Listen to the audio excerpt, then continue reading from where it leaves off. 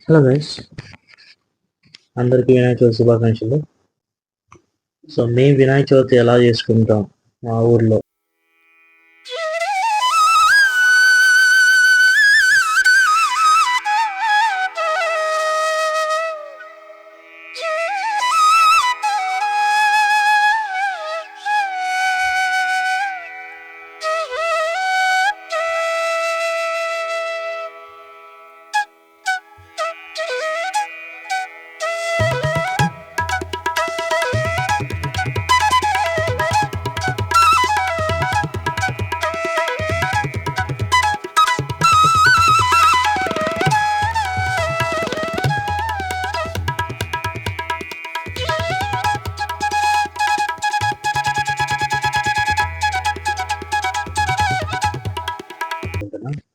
ఇప్పుడు చేసుకునే దానికంటే చిన్నప్పుడు చేసుకునేది అయితే చాలా బాగుండేది. చిన్నప్పుడు మాకు గ్యాంగ్ ఉండేది, 10-15 మంది ఉంటారు. సో మా ఊళ్ళో పిల్లలందరం కలిసి సో నెల ముందే పండుగని స్టార్ట్ చేసేవాళ్ళం. నెల ముందే సో ఊరి బయట చివరికి వెళ్ళి ఒక పెద్ద తాడు తీసుకొని వెళ్ళి ఒక చెట్టు కట్ సైడ్ కట్టేసి ఇటుపక్క పిల్లలందరూ పట్టుకొని తాడుని వచ్చే బండ్లని వెహికల్స్ మొత్తం ఆపేసి సో చందాన్ని కలెక్ట్ చేసేవాళ్ళం ఒక 1 month ముందు నుంచే.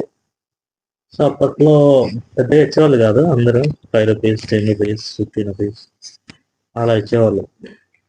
సో అలా అది పోయి 1 రూపీ 1 రూపీ మొత్తం కలెక్ట్ చేసుకొని ఆ మంత్ ఎండ్ లోపు, వినాయక చవితి వచ్చేలోపు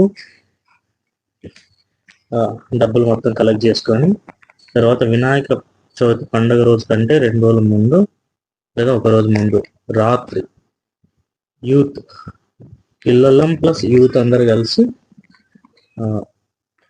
ఏమంటారు మా వీధిలో ఉండే వాళ్ళందరి దగ్గరికి వెళ్ళి చందా దండేవాళ్ళు.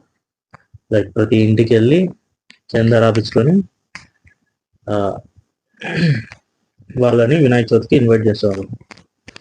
సో అలా చందా మొత్తం కలెక్ట్ చేసిన తర్వాత సో ఆ రోజు నైట్, పండుగ రోజు కంటే ముందు రోజు నైట్ వినాయకుడిని తెచ్చేకి వెళ్ళేవాళ్ళం అందరం కలిసి. ఏదో పెళ్లి చూపులకి వెళ్ళే వాళ్ళలాగా మొత్తం ఒక 2 ట్రాక్టర్ల పైన వెళ్ళేవాళ్ళం. మోసం వెళ్ళి అందరికి నచ్చిన బొమ్మ ఏది పెద్దగా ఉంటే అది, అక్కడ ఆ సెట్లలో ఏది పెద్దగా ఉంటే అదే సెలెక్ట్ చేసి, సో మా ఊళ్ళో పెద్దలు ఉంటారు కదా, వాళ్ళ హెల్ప్ కూడా తీసుకొని మొత్తానికి గణేష్ బొమ్మ అయితే కొనేవాళ్ళం. సో గణేష్ బొమ్మనైతే ఒక రేంజ్ భారీ ఊరేగింపుతో అందరు గట్టిగా జై బోలో గణేష్ మహారాజ్కి, గణపతి గొప్ప అంటూ గట్టిగా జయ జయ ధ్వనులు కొడుతూ స్వామివారిని ఆగమనం చేసేవాళ్ళు. సో ఆ రాత్రే మొత్తం పందిరి, తర్వాత విగ్రహానికి కావలసిన సెటప్ కింద కూర్చోబెడతాం కదా, సో అది మొత్తం తయారు చేసి నైటే మొత్తం అందరు ఇంటికి వెళ్ళిపోయి పడుకొని పొద్దున పూజకి రెడీ అయ్యి వచ్చేవాళ్ళు. ఇక్కడ నుంచి అసలైన గణేష్ సెలబ్రేషన్ స్టార్ట్ అవుతుంది అనమాట మా ఊర్లో. సో ఇదంతా బాయ్స్ పని. ఇప్పటి నుంచి మా ఊర్లో లేడీస్ కూడా ఇన్వాల్వ్ అవుతారు.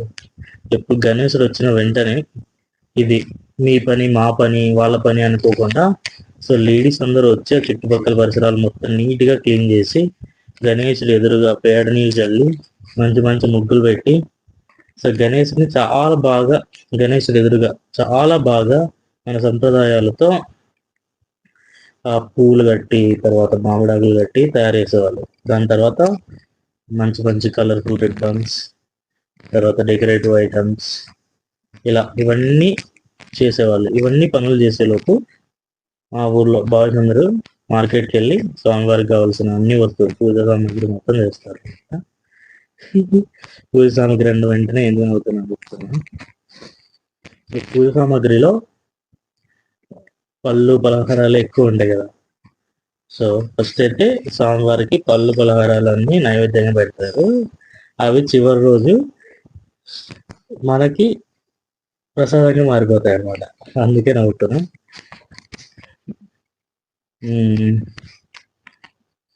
ఇలా డెకరేటివ్ అన్ని చేసిన తర్వాత సో పూజారిని పంతులు గారిని అయితే పిలుచుకొచ్చి స్వామివారికి మంచిగా పూజ చేపిస్తారు. సో మంచిగా పూజ చేపించిన వెంటనే సో అక్కడున్న పిల్ల సైన్యం, పిల్ల జనాభాలు మొత్తం ఏదో పెళ్లి జరుగుతున్నట్టు అటుపక్కకి తిరుగుతూ ఉంటారు. మంచి మంచి దేవుని పాటలు పెట్టి పిల్లల దగ్గర డాన్స్ వేపిస్తుంటారు. సో ఇలా ఇలా జరుగుతుంది అనమాట ఉదయం. సో అసలైన ఘట్టం రాత్రి అనమాట. సో మంచి పాటలు పెట్టి ఊర్లో ఉన్న ప్రతి ఒక్క అబ్బాయితో డాన్స్ లేపిస్తారు. ప్రతి ఒక్కరు ఎవరిని వదిలిపెట్టరు. ప్రతి ఒక్కరు వచ్చిన వాళ్ళ విగ్రహం దగ్గర ఉన్న ప్రతి ఒక్కరితో పిలిచి మంచి మంచి పాటలకి డాన్స్ చేపిస్తారు. అందరూ ప్రతి ఒక్కరు ఎవరు ఇంట్లో ఉండరు, అందరూ వినాయకుడి విగ్రహం దగ్గరే ఉండి రాత్రి మొత్తం చాలా గ్రాండ్ గా సెలబ్రేషన్ అయితే చేసుకుంటారు. సో మొదటి రోజు రాత్రి అలాగా. అండ్ రాత్రి మొత్తం ముగిసిపోక ముందే అసలు స్వామివారికి ఎటువంటి బోర్ కొట్టనీయకుండా పెద్దవాళ్ళు వచ్చి మళ్ళీ భజన మొదలు పెడతారు. మంచి మంచి దేవుడి పాటలతో భజన మొదలు పెడతారు, తాళాల భజన. అండ్ సెకండ్ డే ఏం జరుగుతుందంటే ఉదయాన్నే పంతులు గారిని పిలిపించి పూజ చేపించి మంచి మంచి ప్రసాదాలు పెట్టి అందరికి పంచి పెడతారనమాట ప్రసాదాలు ఇంటింటికి. దాని తర్వాత మధ్యాహ్నం పిల్లలు గేమ్స్ కండక్ట్ చేస్తారు. Second day this is my favourite thing అనమాట మా ఊర్లో. సో మంచి మంచి games, running race, kabaddi, ladies కూడా కబడ్డీ పెడతారు, స్కిప్పింగ్, ఇలా చాలా బాగా సెలబ్రేట్ చేస్తారు. సో అలా గేమ్స్ అన్ని సాయంత్రం లోపల కంప్లీట్ చేసుకొని వచ్చేసి అండ్ ఈవినింగ్ మళ్ళీ సెలబ్రేషన్స్. సో నైట్కి సో మా ఊళ్ళో వాళ్ళకి డ్రమ్స్ వచ్చు, కోలాటం వచ్చు, చెక్క భజన వచ్చు. సో ఇలాంటి ఏమంటారు తెలుగు కల్చరల్ యాక్టివిటీస్ ఉంటాయి కదా, సాంప్రదాయమైన కొన్ని కళలు, అలాంటి కళల్ని దేవుడి ముందర ప్రదర్శిస్తారు అన్నమాట.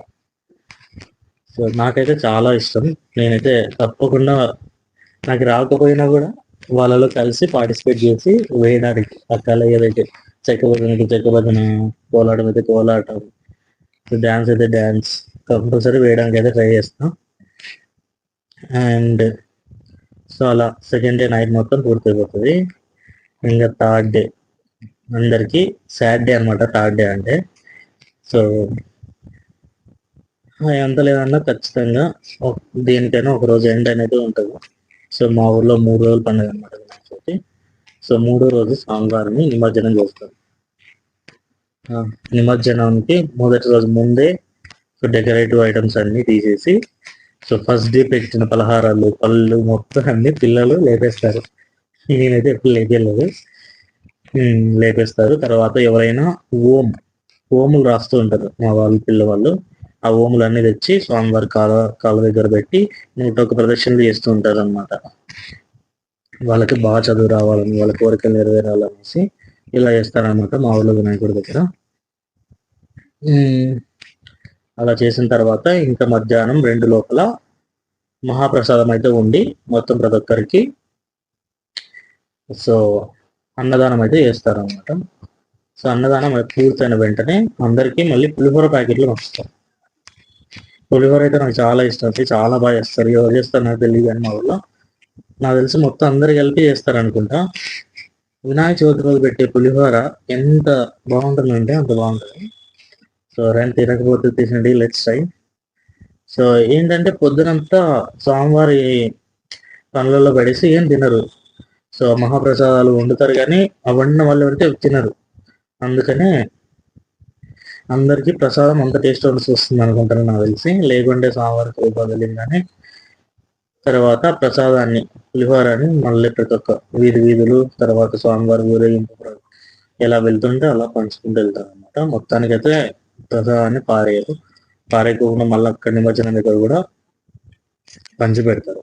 సో వన్స్ విగ్రహాన్ని కదిలిచ్చిన తర్వాత మొత్తం యూత్ మొత్తం వచ్చి విగ్రహాన్ని ట్రాక్టర్లో కానీ లేకుంటే లారీలో కానీ లేకుంటే ఆటోలో కానీ పెట్టేసి మంచి డీజే సెటప్లు చేసి మస్తుగా మంచిగా డాన్స్లు వేసుకుంటూ స్వామివారిని 2-3 కిలోమీటర్స్ మొత్తం ఊరంతా ఏకమై ఊరేగించి స్వామివారికి గట్టిగా నిమజ్జనం చేస్తారు. ఎలా ఉంటుందంటే అందరూ రంగుల్లో మునిగిపోయి ఉంటారు. నీళ్ళలో మునిగిపోయి ఉంటారు. చిన్న పెద్ద తేడాలు ఉండవు. అందరూ అందరూ ఆ వేడుకలో పాల్గొంటారు. గణేశుడి విగ్రహాలు అంటే ఎలా ఉంటాయంటే మొత్తం అన్ని 2-3 కిలోమీటర్స్ వరుసగా ఉంటాయి నిమజ్జనంలో వెయిటింగ్ కి.